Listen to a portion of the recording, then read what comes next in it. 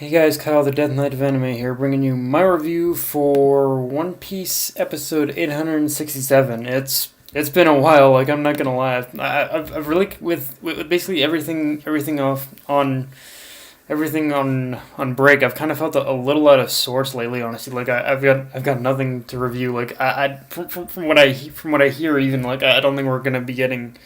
From what I hear, I don't think from what I've heard and seen from sites that have told me about the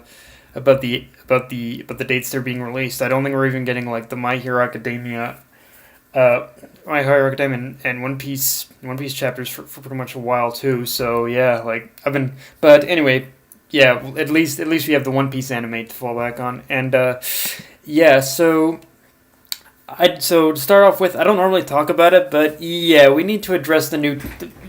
We need to address pretty much the new, pretty much. I guess it's the new logo that pretty much Toei animation design now because yeah, as far as Toei's new logo, I'll start by saying that is definitely creative. Like it's definitely one of Toei's definitely a lot more creative designs for their logo. But at the same time, there is this N64 Mario head quality to it that really kind of creeps me out. And honest to God, after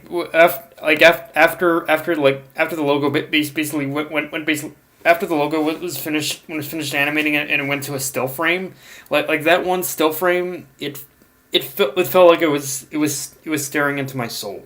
Like no joke, I think I legit felt like the logo was staring into my soul a bit. Like it was that creepy. Or hell, I think there were even a few times while the logo was animating that I felt it was staring into my soul a bit. But yeah. But anyway, yeah, logo is creepy. Moving on. Um, now I will. Now, and yeah, if you guys need any reason in order to dislike the character of Flampe, look no further than this episode. In fact, I think Toei went the extra mile in order to make her even more insufferable and more annoying than she was in the manga. Just to, it's almost like Toei. I mean, I know Toei doesn't actually do this, but it kind of feels like basically Toei. Well, it almost feels like pretty much Toei pretty much decided to in order to give us more of decided to give us more of Flampe just for the sole purpose of pissing people like me off or something like that. Like yeah, Flampe was just not a pure annoyance in this episode. And add that to the fact that Perospero is still, in my mind, being a total dickbag and idiot about the whole cake situation. And yeah, you pretty much have a match made in annoyance hell. Like between Perospero's whole freaking paranoia about the whole cake and Flambe, yeah, it was an annoyance hell. And honestly, I'll elaborate just a little bit more on the Perospero thing. The reason why it annoys me so much, and it annoyed me in the manga too, is because look, the person you're talking about who you are afraid of being poisoned is Big Mom. She has eaten human flesh. I don't think poison is gonna do crap to her. I honestly don't. Like, I think poison would just I mean, if someone actually tried to poison her, I think it would just it would dissolve in her. It would dissolve in her stomach. I mean, for freak's sakes, her saliva is more acidic than any kind of poison imaginable. So, yeah, Perospero, if you're worried about Big Mom being poisoned, I really wouldn't worry about that shit if I were you. Seriously, I don't get what you're worried about with that. I just don't like Big Mom is not human, so don't worry about it. That's yeah. I've said my piece there. I'm done. Now I will say, and to Flampe's, I will say, as much as Flampe annoys me, I will admit that to her credit, I do like how her insufferable and self-centered nature pretty much fully exposed to us just how much Katakuri actually respects Luffy as an opponent, even if they were. Even if they are enemies, and it was proven like the first moment was when we got was of course during the fight this week where Katakuri actually was very quick to pick up on Luffy's basically sluggish moments that was caused by Flampe's like numbing needle or whatnot, and Well, and the thing about this episode is that while I'm a little disappointed that the episode cut off right before the amazing part, right before the absolutely amazing part, and people who've read the manga will know what I'm talking about. Um, you can tell that by the end of this episode, the Katakuri is not gonna take Flampe's interference lightly, because you can literally tell, like Flampe, like you can tell that he is that near the end of the episode he's starting to really the wheels in his head or the cogs in his head are starting to turn, and he's starting to piece things together. But yeah, he's about to go to town on how angry and suspicious he looks right now with Flambe's actions, which again goes even further to show that he doesn't take kindly to being handicapped. If he's gonna fight someone worthy, he wants to know that Katakuri wants to know that he won on his own terms and his own merits. So yeah, Katakuri once again proving why he's, honest to God, one of the best antagonists in the series. Like he definitely has the bravado of a One Piece antagonist, but he is honorable. He's got the same morals as Luffy does. So yeah, it's like as weird as it is. I think as weird as it is,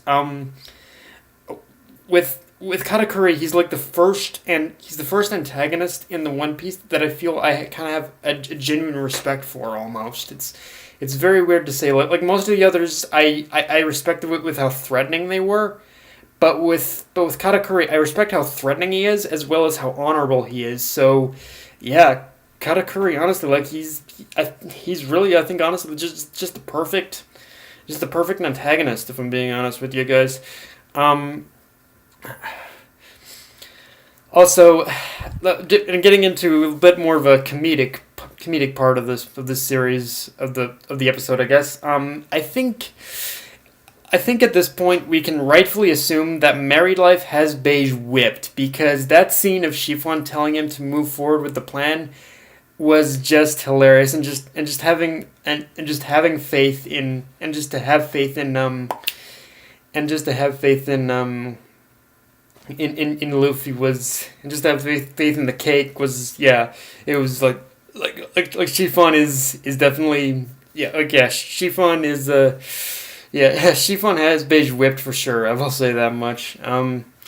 Although considering that she is the twin sister of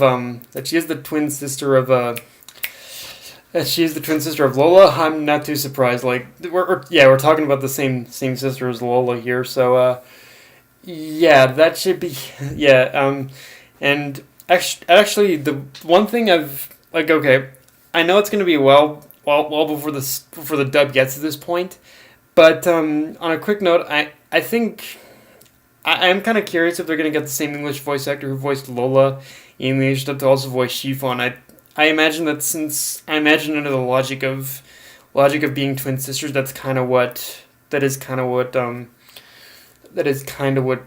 Funimation would do. But yeah, just a weird thing that came to mind too, actually. But anyway, but yeah, like Chiffon is turning into a best girl right now, honestly, and actually not even. And honestly, I don't think it's even just beige that she's got on her thumb. I think Chiffon has from what I've seen, Chiffon basically has the entire crew under her thumb as well. So I think we should actually start calling Chiffon pretty much the true captain of the fire tank pirates, because she's the one giving all the orders here. So yeah, like I salute you, Captain Chiffon.